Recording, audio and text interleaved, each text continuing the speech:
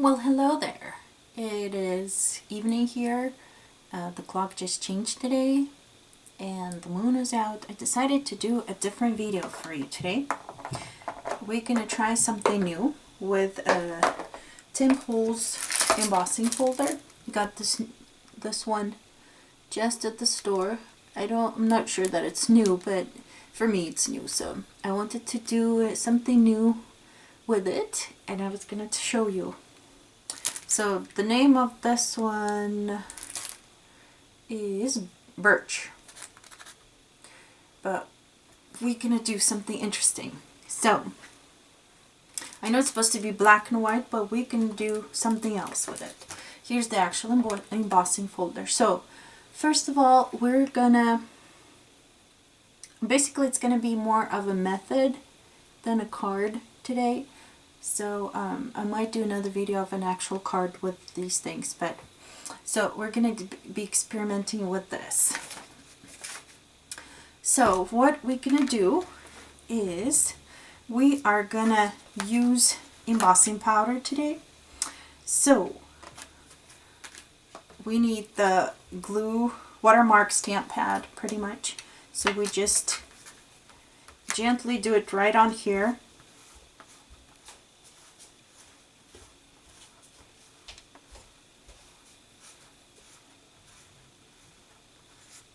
Do it right on there, just gently, so it just covers the tops. You can kind of see where it's now sparkly. Those little spaces is where you need to do it.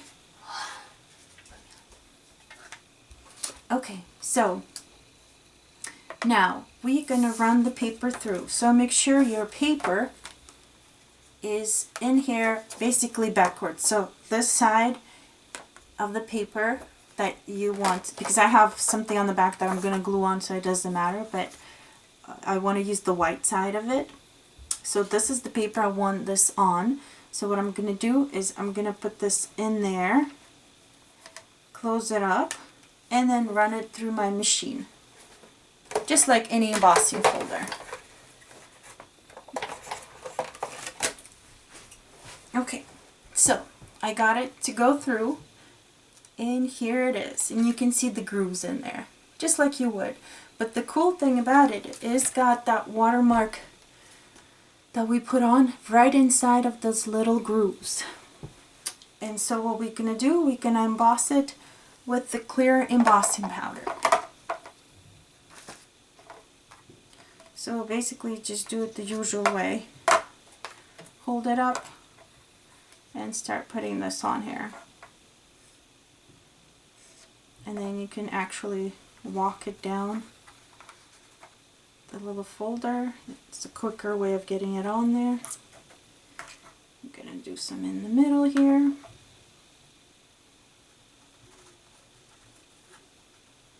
Then just walk it down. And then we'll do the other end the same way. Just put some on here.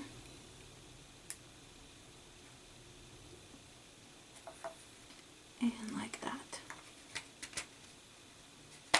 Okay, and then we just heat it for it to melt, just like normal. I'm not going to show you that, just for time's sake. And this is just glitter cleanup cloth. I had it in one of the videos, I showed it.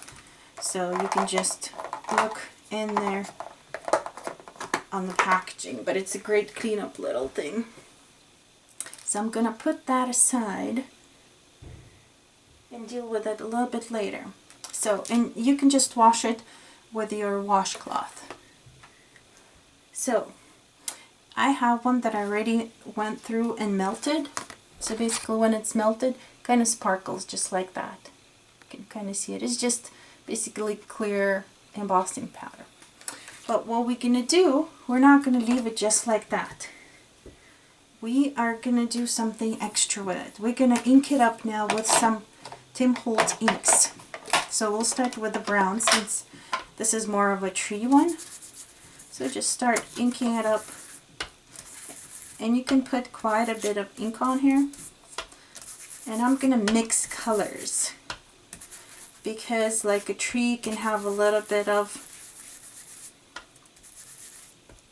brown and green and yellow, different shades. So we're gonna do that. And just kind of blending it a little bit. Okay, let's change the color up and do some green, and then we'll add some yellow to it afterwards. So I just used the vintage. I'm gonna use the Mod Lawn, and then just to give it more of a tree color with the whatever is growing on it. And it's kind of nice to have all those different colors on here. Might go back and add a little bit more, but for now we're just gonna put it on here, by the way.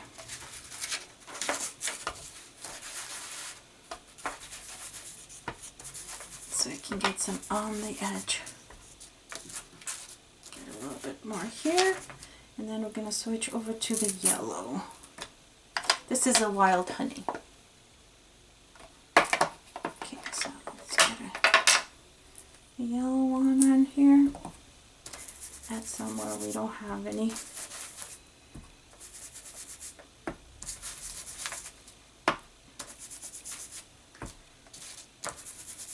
Kind of seems like a mess on here, right?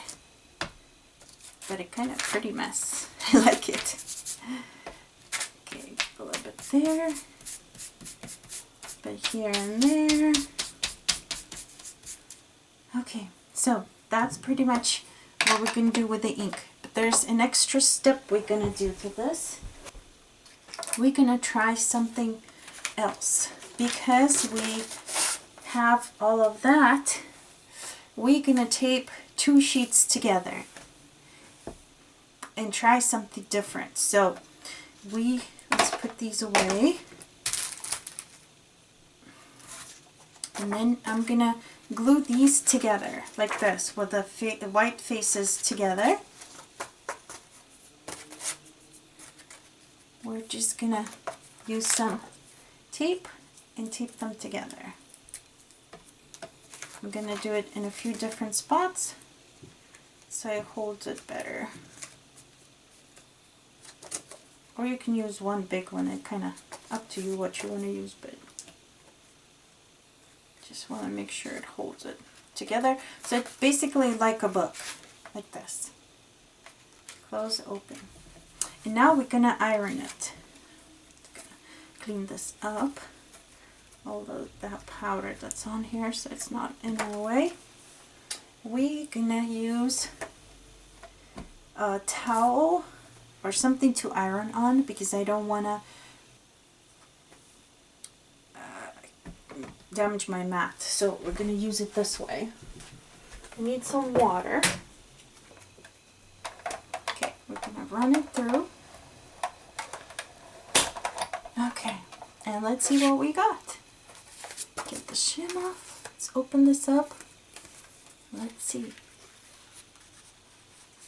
This one's got a little more. I might spray some more water and try it a little bit more on the edges, especially because it seems wasn't enough water. So we'll try it one more time.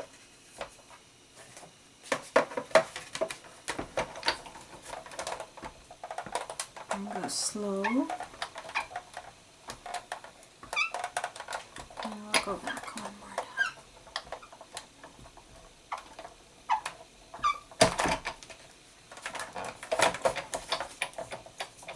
time. There's a little tree. So you get 2. You get one that is a bright one, and you get another one that is more of a subtle kind of a color. So that's the new method with the embossing folder you can use, because the embossing areas are the raised ones.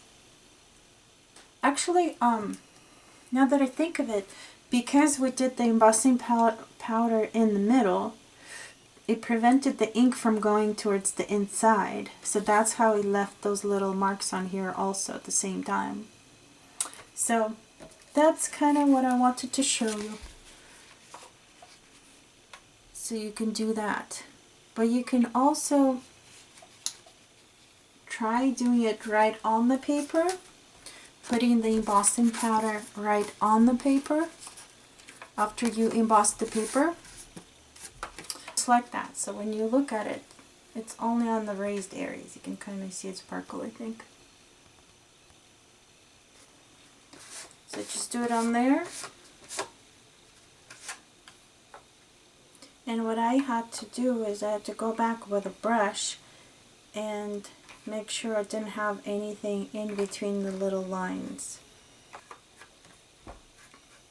In between where I don't want it to be. So I just used my brush, just took off the extra because it's got pretty raised areas here. So I was able to take off quite a bit. And we'll just heat it.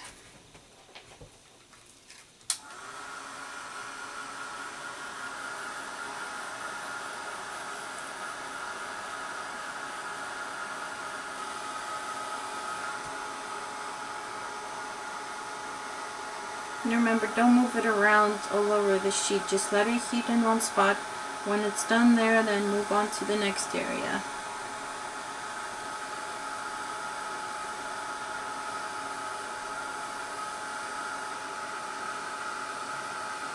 I think I got most of it anyways. Let it cool a second. Give it a second to cool. Then we'll ink it up some more. Like the way the background turned out. It's kind of cool. Brown and green. And then ink it up this way. Let's start with the green. And it will work as a resist. The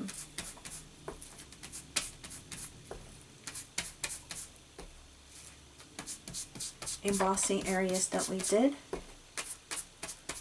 Okay, now it's enough of the green. Let's get this yellow one on here.